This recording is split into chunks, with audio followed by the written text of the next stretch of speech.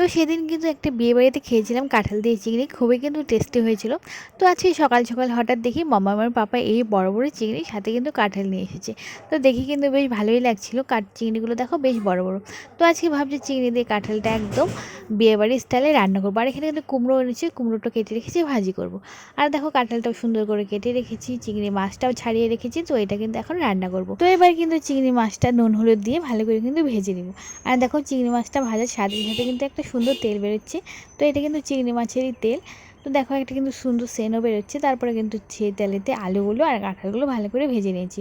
আর কাঁঠালটা আর আলুটা কিন্তু আমি প্রথমে ভাপিয়ে নিয়েছিলাম।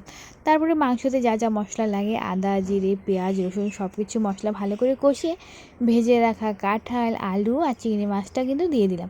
আর একটা টমেটো কিন্তু দিয়েছিলাম। তারপরে দেখো ভালো করে কিন্তু অনেকক্ষণ ধরে আমি ভালো করে কষিয়ে নিয়েছি।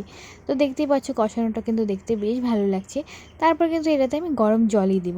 তো গরম জল করে রেখেছিলাম। তো এখানে কিন্তু তোমরা যতটুকু তরকারিতে ঝোল চাও ততটুকু গরম জল দিয়ে দিতে পারো। তারপরে দেখো জাল ওঠার পরে কিন্তু এটাতে গরম মশলা দিয়ে দিব। তো গরম মশলা দেওয়ার পরে হালকা জাল করে কিন্তু আমাদের হয়ে গেল বিয়েবাড়ির স্টাইলে চিংড়ি দিয়ে কাঁঠাল। তো দেখতেই পাচ্ছ দেখতে কিন্তু খুবই লোভনীয় লাগছে চিংড়ি দিয়ে কাঁঠালটা, একদম বিয়েবাড়ির মতন।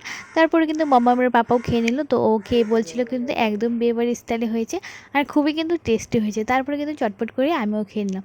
তো আমিও খেয়ে দেখলাম খুবই কিন্তু টেস্টি হয়েছে। তোমরা কিন্তু এভাবে বাড়িতে কাঁঠাল বানাতেই পারো, আমার তো খুবই ভালো লেগেছে।